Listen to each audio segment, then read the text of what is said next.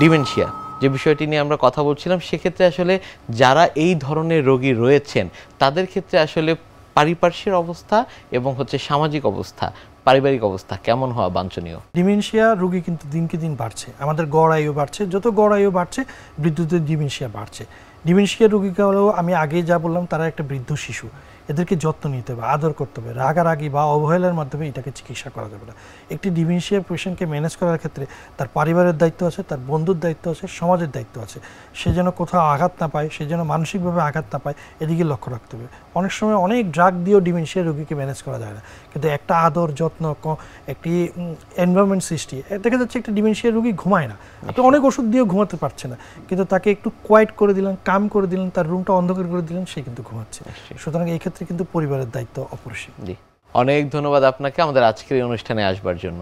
আপনাকেও ধন্যবাদ এই অনুষ্ঠানে আমাকে আমন্ত্রণ জানানোর জন্য। প্রিয় দর্শক, এতক্ষণ দেখছিলেন স্বাস্থ্য প্রতিদিন। কথা হচ্ছিল খুব গুরুত্বপূর্ণ একটি বিষয়, ডিমেনশিয়া নিয়ে। আশা করি আমাদের এই গুরুত্বপূর্ণ তথ্যগুলো আপনাদের অনেক বেশি উপকারে আসবে। অনুষ্ঠানের পর্যায়ে দেখে নেব কি থাকছে আগামী পর্বে স্বাস্থ্য প্রতিদিন অনুষ্ঠানে। বাংলাদেশে গ্লোবোকনের পরিসংখ্যান অনুযায়ী বাংলাদেশে বর্তমানে ক্যান্সার রোগীর সংখ্যা 16 লক্ষ। আমরা যাদের ক্যান্সার হয়, আপনি জানেন যে ক্যান্সার প্রেজেন্ট করে হচ্ছে অ্যাডভান্স স্টেজে। অ্যাডভান্স স্টেজে যে ক্যান্সারগুলো প্রেজেন্ট হয় তাদেরকে আমরা বাঁচাতে পারি না, কন্ট্রোল করতে পারি, কিন্তু যারা আর্লি স্টেজ আছে তাদেরকে কিওর করা যাচ্ছে।